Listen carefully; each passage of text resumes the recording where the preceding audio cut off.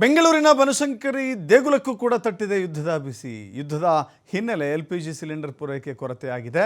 ದೇವಾಲಯದಲ್ಲಿ ಅನ್ನಪ್ರಸಾದ ಸೇವೆ ತಾತ್ಕಾಲಿಕವಾಗಿ ಇಳಿಕೆ ಮಾಡಲಾಗಿದೆ.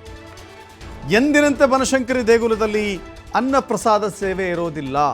ದೇವಸ್ಥಾನಕ್ಕೆ ಬಂದ ನಂತರದಲ್ಲಿ ಅಮ್ಮನ ಪ್ರಸಾದ ತೆಗೆದುಕೊಂಡು ಹೋಗಬೇಕು ಅಂತ ಹೇಳಿ ಅನೇಕ ಭಕ್ತರು ಕಾಯುವುದುಂಟು.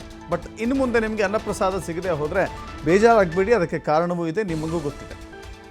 ತಾತ್ಕಾಲಿಕವಾಗಿ ಈಗ ಸ್ಥಗಿತಗೊಳಿಸಿಲ್ಲ, ಬದಲಾಗಿ ಕಮ್ಮಿ ಮಾಡಲಾಗಿದೆ. ದಿನನಿತ್ಯಕ್ಕಿಂತ ಕಡಿಮೆ ಪ್ರಮಾಣದಲ್ಲಿ ಪ್ರಸಾದ ತಯಾರಿಯಾಗುತ್ತೆ. ಸಿಲಿಂಡರ್ ಕೊರತೆಯಿಂದ ಅರ್ಧದಷ್ಟು ಪ್ರಸಾದ ಮಾತ್ರ ವಿನಿಯೋಗ ಆಗ್ತಾ ಇದೆ.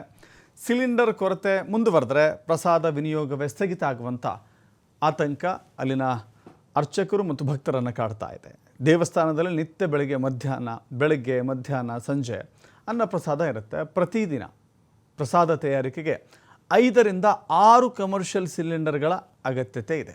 5 ರಿಂದ 6 ಕಮರ್ಷಿಯಲ್ ಸಿಲಿಂಡರ್ಗಳ ಅಗತ್ಯತೆ ಇದೆ.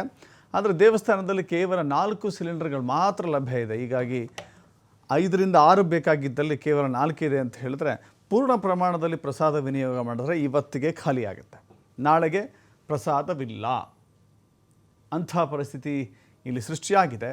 ಇದು ಎಷ್ಟು ದಿನಗಳ ಕಾಲ ಇರುತ್ತೆ, ಹೇಗೆ ಏನು ಎತ್ತ ಅಂತ ನೋಡಬೇಕಾಗಿದೆ. ಯಾಕಂತ ಹೇಳಿದ್ರೆ ಜಾಗತಿಕ ಮಟ್ಟದಲ್ಲಿ ಅನೇಕ ಬಿಕ್ಕಟ್ಟುಗಳಿದ್ದಾವೆ. ಅದು ಬನಶಂಕರಿ ಅಮ್ಮನವರ ದೇವಸ್ಥಾನಕ್ಕೂ ಕೂಡ ತಟ್ಟಿದೆ.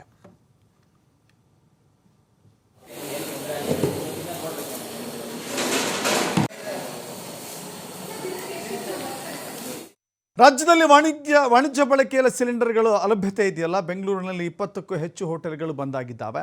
ಮೆಜೆಸ್ಟಿಕ್ನಲ್ಲಿ 3 ಹೋಟೆಲ್ಗಳು ಬಂದಾಗಿದ್ದಾವೆ. ಕಮರ್ಷಿಯಲ್ ಗ್ಯಾಸ್ ಸಿಗ್ತಾ ಇಲ್ಲ, ಅಲಭ್ಯತೆ ಇದೆ. ಹೀಗಾಗಿ ಹೋಟೆಲ್ಗಳ ಸಹವಾಸವೇ ಬೇಡ ಅಂತ ಹೋಟೆಲ್ ಮಾಲೀಕರು ಬೀಗ ಹಾಕಿದ್ದಾರೆ. ಎಲ್ಲೆಲ್ಲಿ ಅಂತ ಹೇಳಿದ್ರೆ ವಿಜಯನಗರ, ಜಯನಗರ, ಬಸವನಗುಡಿ ಅನೇಕ ಕಡೆಗಳಲ್ಲಿ ಹೋಟೆಲ್ಗಳನ್ನು ಬಾಗಿಲು ಮುಚ್ಚಿದ್ದಾರೆ. ಗ್ಯಾಸ್ ಸಿಗದೇನೆ ಪರದಾಡುವಂಥ ಸ್ಥಿತಿ ಇದೆ.